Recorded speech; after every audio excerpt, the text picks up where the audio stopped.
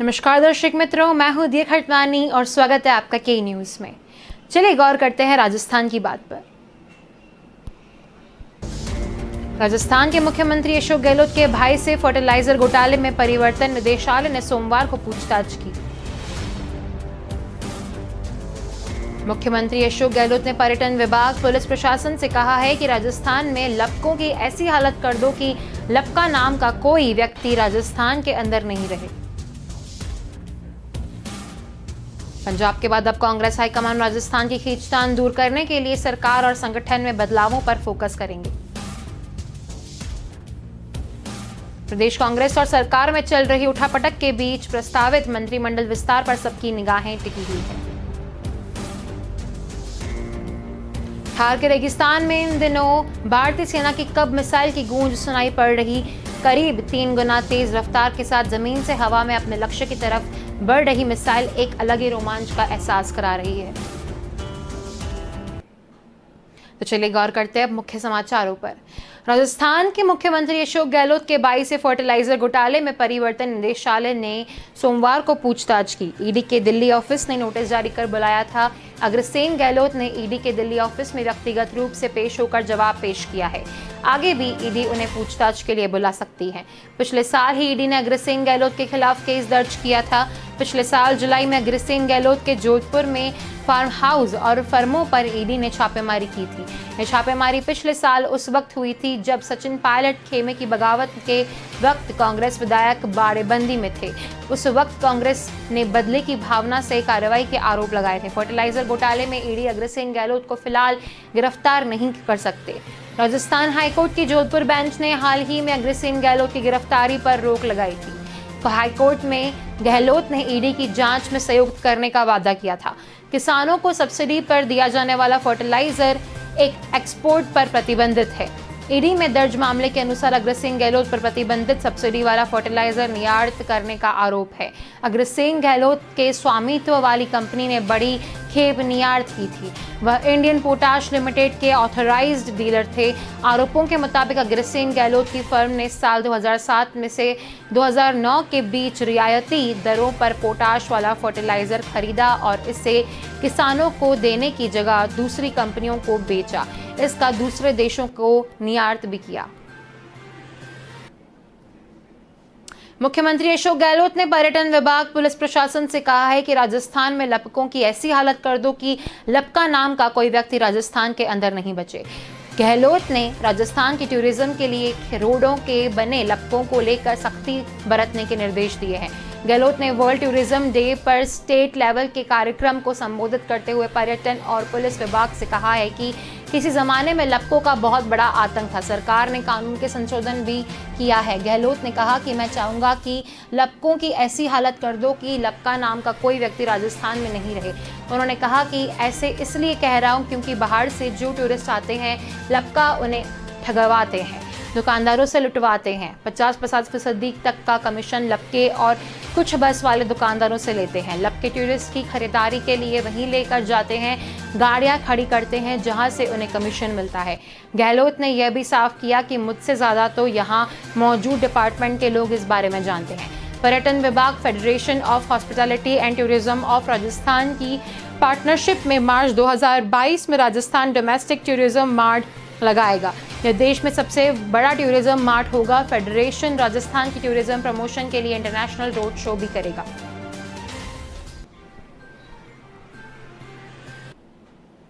पंजाब के बाद अब कांग्रेस हाईकमान राजस्थान की खींचतान दूर करने के लिए सरकार और संगठन में बदलावों पर फोकस करने वाला है।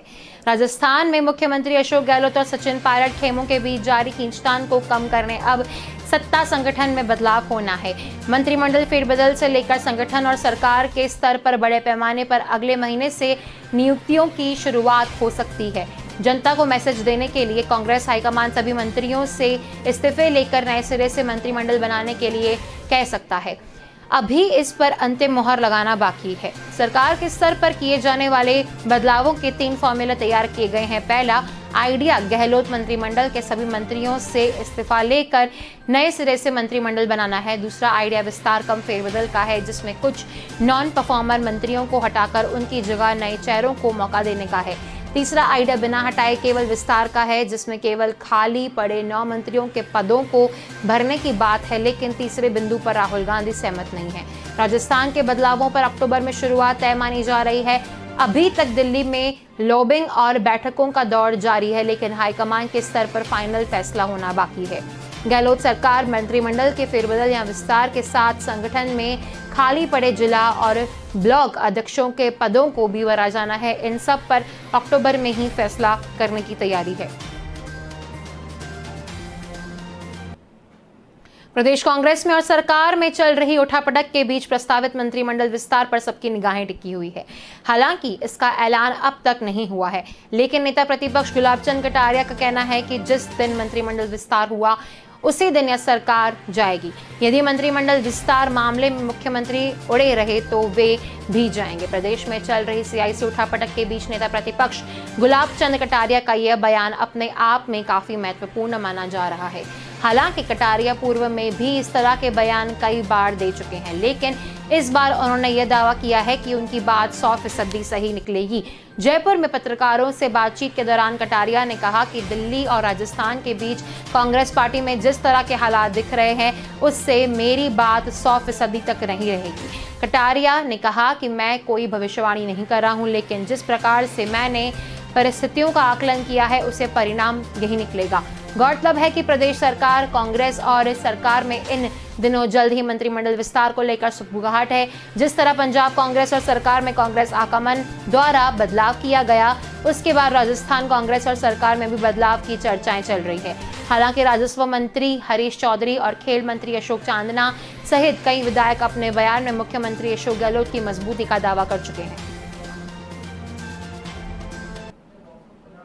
थार के रेगिस्तान में इन दिनों भारतीय सेना की कब मिसाइल की गूंज सुनाई पड़ रही है। करीब 3 गुना तेज रफ्तार के साथ जमीन से हवा ने अपने लक्ष्य की तरफ बढ़ती यह मिसाइल एक अलग ही रोमांच का इतिहास कर रही है। करीब 6 मीटर लंबी यह मिसाइल जमीन से हवा में 24 किलोमीटर के दायरे में दुश्मन के किसी भी विमान का मिसाइल को तबाह कर सकती है। साथ ही जमीनी सेना को हवाई सुरक्षा कवच प्रदान करती है। भारतीय सेना की दक्षिणी कमान की एयर डिफेंस ब्रिगेड इन दिनों रेगिस्तान में अपनी क्षमता को परख रही है। कोणार्क कोर के chief lieutenant general PS Manhas भी इस अभियान का जायजा ले चुके हैं। सैन्य सूत्रों का कहना है कि रण क्षेत्र में तेजी से आगे बढ़ती पैदल सेना को हवाई सुरक्षा प्रदान करने में इस ब्रिगेड का अहम रोल रहा है। ऐसे में समय समय पर यह अपनी क्षमता को जांचती और परखती रहती है। इस कड़ी में यह युद्धाभ्यास चल रहा है, जिसके लिए हवा में हीट सेंसर दागे गए हैं। उसे मिसाइल ने निशाना बनाया। दक्षिणी कमान की ओर से जारी एक बयान में कहा गया है कि रेगिस्तान में हो रहे अभ्यास के दौरान यह मिसाइल अपने सभी पैरामीटर पर पूरी तरह से खरी उतरी।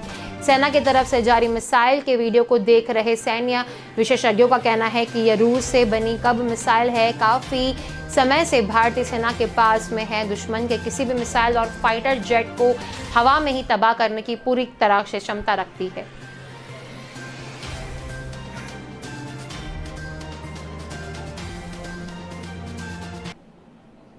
उपराष्ट्रपति वेंकैया नायडू, राज्यपाल कलराज मिश्र ने IIT जोधपुर में जोधपुर सिटी नॉलेज एवं इनोवेशन क्लस्टर का उद्घाटन दिया।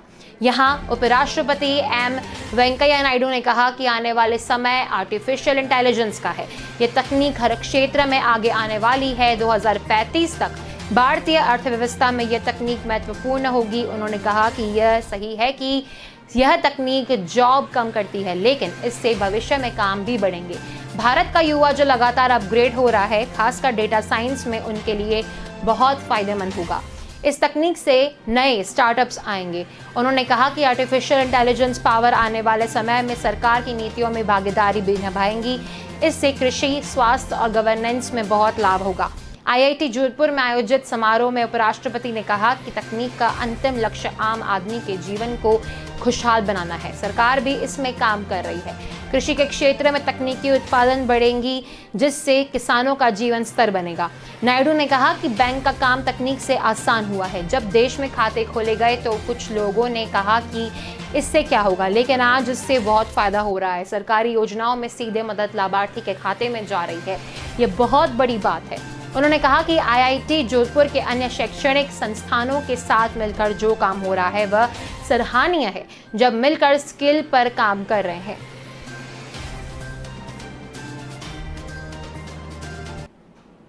किसानों के भारत बंद को लेकर कांग्रेस प्रदेशाध्यक्ष गोविंद सिंह डोटासरा ने कहा, केंद्र सरकार पर निशाना साधा। शिक्षा स्कूल में सोमवार को डोटासरा ने कहा कि केंद्र सरकार 10 महीने से किसानों के साथ जुल्म, अन्याय और अत्याचार कर रही है। किसानों की सुन नहीं रही है।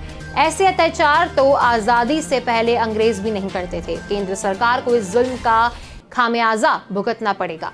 ये चाहे कितना ही मंत्रिमंडल फेरबदल कर ले, चाहे ये रात को 11 बजे आकर सेंट्रल विस्टा का अवलोकन कर ले, यह गुमराह करने और ध्यान भटकाने वाली बात है। जयपुर विधानसभा में उपनेता प्रतिपक्ष राजेंद्र राठौड़ ने सोशल मीडिया पर कहा कि मुद्दों से विहीन कांग्रेस पार्टी कृषि कानूनों को मुद्दा बनाकर अपने अस्तित्व बचाने की कोशिश में किसानों के पीछे खड़ी है। ओछी राजनीति कांग्रेस की फितरत रही है। प्रदेश का अन्नदाता 10 दिन में किसान कर्ज माफी नहीं होने और राज्य सरकार की वजह से PM सम्मान निधि व फसल बीमा योजना का लाभ लेने में परेशानी को लेकर त्रस्त है। कांग्रेस राज्य में किसान ठगा महसूस कर रहा है। चूंकि अंग्रेजों कांग्रेस का जनाधार किसानों में समाप्त हो गया है, इसलिए कांग्रेस किसानों को बरगलाकर अपना राजनीतिक स्वार्थ साध रही है। मुख्यमंत्री अशोक गहलोत ने प्रदेश में सहकारिता आंदोलन को गति देने तथा सहकारी संस्थाओं को मजबूत बनाने में नाबार्ड से और अधिक सहयोग का आह्वान किया है।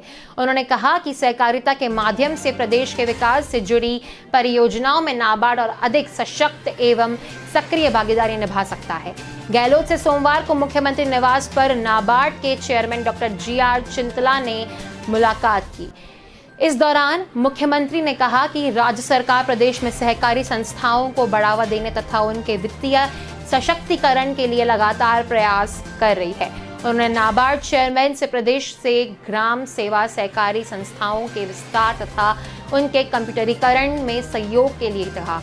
साथ ही ग्राम सेवा सहकारी समितियों के कार्य विविधीकरण पर जोर देते हुए इन्हें अन्य नवीन गतिविधियों जैसे कृषि प्रसंस्करण एवं मार्केटिंग आदि से जोड़ने के लिए नाबार्ड की योजनाओं के तहत लाभान्वित करने की बात कही। गहलोत ने नाबार्ड से प्रदेश के लिए आधारभूत संरचनाओं के विकास हेतु प्रदत्त ऋण लक्ष्यों के 1800 करोड़ रुपए वार्षिक से बढ़ाकर 10,000 करोड़ रुपए वार्षिक तक करने का आग्रह किया। इससे सड़क, कृषि, पशुपालन एवं ग्रामीण विकास से जुड़ी योजनाओं के बेहतर क्रियान्वयन में मदद मिलेगी। तो चलिए वक्त हो चला एक छोटे से ब्रेक का, जल्द मिलेंगे इस ब्रेक के बाद। माँ, आज कुछ स्पेशल है क्या? ये तेरी ट्रॉफी है। ट्रॉफी? किस लिए?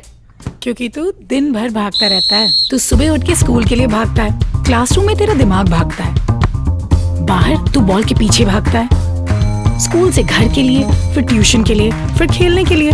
तू दिन भर बस भागता ही रहता है और सिर्फ एक चैंपियन ही इतना भाग सकता है। तो ये है मेरे चैंपियन की ट्रॉफी। नया yippee पावर अप आटा नूडल्स में है व्हीट की एनर्जी में लिपटी वेजिटेबल्स की गुडनेस, जो आपके चैंपियन बच्चे को करे पावर अप दिन भर भागने के लिए।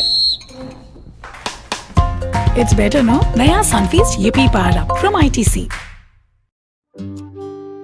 यादों में खो जाना बड़ा आसान होता है और कुछ चीजें इन यादों के बहुत करीब ले जाती हैं। हर लम्हा नजर के सामने आ जाता है, उस पल की खुशी महसूस होने लगती है, मानो कल की ही बात हो। वक्त बीत जाता है मगर दिल के रिश्ते कभी नहीं बदलते। ऐसे ही दिलों के रिश्ते सजाए अजय अरविंद भाई खत्री। Welcome back. चलिए गौर करते हैं आगे के समाचारों पर। शिक्षा मंत्री गोविंद सिंह डोटासरा का कहना है कि PM मोदी देश की आम जनता का ध्यान भटकाने का काम कर रहे हैं। शिक्षा स्कूल में PDLED परीक्षा का परिणाम जारी करने के बाद मीडिया से बात करते हुए उन्होंने कहा कि किसानों की ओर से आयोजित भारत बंद को हमारा समर्थन है। मैं भी इस बंद में शामिल होने का प्रयास कर रहा हूँ। किसानों के साथ 10 माह से केंद्र की सरकार अन्याय और अत्याचार कर रही है, उनकी सुन नहीं रही है। ऐसा आज़ादी से पहले जब हम गुलाम थे तब अंग्रेज भी ऐसे जुल्म नहीं करते थे, तो आज केंद्र की मोदी सरकार किसानों के साथ कर रही है। जब केंद्र सरकार सुनने का नाम नहीं ले रही तो सुनाया जिसको जाए। कब सबसे देख रहे हैं कि किस गति के साथ पेट्रोल डीजल आम उपभोक्ता की सुनने वाला कोई नहीं है। यहाँ तो विदेशों में जाओ, अच्छे अच्छे उद्योगपतियों से बात करो, फिर ध्यान बटाने के लिए कोई ना कोई मुद्दा ले जाओ, फिर चुनाव आए तो फिर मुस्लिम वाला कोई ना कोई मुद्दा लाकर सरकार बनाने का खेल चल रहा है। प्रधानमंत्री रात 11 बजे आकर सेंट्रल वीसा का अवलोकन करते हैं। यह गुमराह करने वाली, ध्यान बटाने वाली बात है। सोचने वाली बात यह है कि देश का प्रधानमंत्री इसमें क्या दिख रहा है। यह इंजीनियर्स का काम है कि क्वालिटी का काम हो रहा है या नहीं। वो कोई बगीड़ा थोड़े है वहाँ टहलने जाया जाए, लेकिन अब वो तो देश के प्रधानमंत्री है, उनको तो बस कोई ना कोई ऐसी न्यूज़ बनानी है।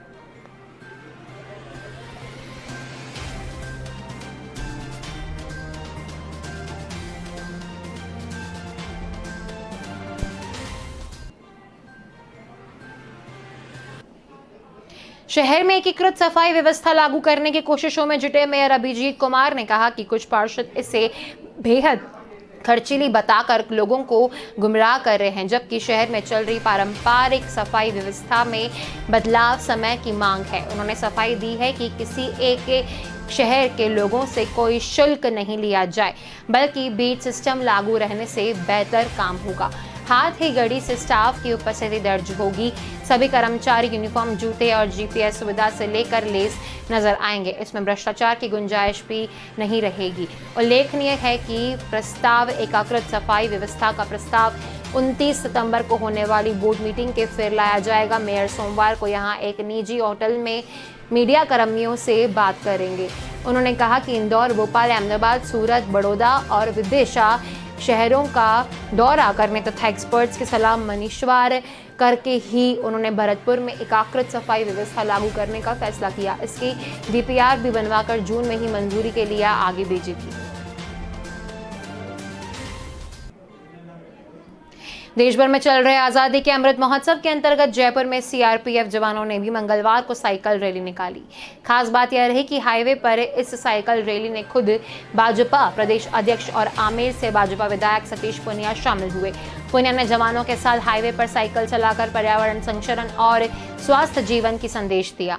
इससे पहले इस रैली को अल सुबह दौलतपुरा टोल स्थित राधा स्वामी सत्संग भवन स्थल से फ्लैग ऑफ कर पैरा ओलंपिक पदक विजेता देवेंद्र झाझरिया और सीआरपीएफ के आईजी विक्रम सहगल ने रवाना किया। इसके बाद पुनिया भी साइकिल रैली निकालकर शामिल हुए। गौरतलब है कि 15 अगस्त 2022 को देश की आज़ादी के 75 साल पूरे होने जा रहे हैं। इस बात को ध्यान में रखते हुए 75वीं वर्षगांठ से एक साल पहले यानी 15 अगस्त 2021 से आज़ादी का अमृत महोत्सव के तहत इन कार्यक्रमों की शुरुआत की गई थी, जिसके तहत केंद्र सरकार से जुड़े हर विभाग और सुरक्षा बलों की ओर से विभिन्न कार्यक्रमों का आयोजन किया जा रहा है। सोमवार 27 सितंबर को देश भर में विश्व पर्यटन दिवस हर्षोल्लास के साथ मनाया गया। राजस्थान में विश्व पर्यटन दिवस के अवसर पर सभी स्मारकों पर पर्यटकों का प्रवेश निःशुल्क रखा गया। पर्यटक और पुरातत्व विभाग की ओर से पर्यटन स्थलों पर कई कार्यक्रम आयोजित किए गए। आमेर महल समेत कई पर्यटक स्थलों पर लोक कलाकारों ने राजस्थानी संस्कृति की छटा बिखेरी। इस मौके पर कच्छी घोड़ी नृत्य, शंगाई वादन, नगाड़ा वादक, संगीत समेत कई कार्यक्रम आयोजित हुए। लोक कलाकारों की शानदार प्रस्तुतियों ने पर्यटकों का मन मोह लिया। सैलानियों ने शानदार पलों को अपने कैमरों में बंद कर दिया। आमेर महल पहुंचे पर्यटकों ने महल की सुंदरता और संस्कृति की जमकर तारीफ की। दूसरे प्रदेशों से आए पर्यटकों ने विश्व पर्यटन दिवस पर पर्यटन और पुरातत्व विभाग की ओर से किए गए स्वागत और सांस्कृतिक कार्यक्रमों की काफी सराहना की। विश्व पर्यटन दिवस के अवसर पर आमेर महल के गाइड नई ड्रेस में नजर आए। टूरिस्ट गाइडों ने आने वाले पर्यटकों को निःशुल्क महल भ्रमण करवाया। विश्व पर्यटन दिवस पर आमेर महल समेत अन्य पर्यटकों स्थलों पर काफी संख्या में पर्यटन पहुंचे। पर्यटकों की रौनक होने से पर्यटन व्यवस्था से जुड़े लोगों के चेहरों पर भी खुशी देखने को मिली। पर्यटन विभाग की डेप्यूटी डायरेक्टर उपेंद्र सिंह शेखावत ने बताया कि विश्व पर्यटन दिवस के अवसर पर पर्यटन विभाग की ओर से हेरिटेज वॉक का आयोजन किया गया।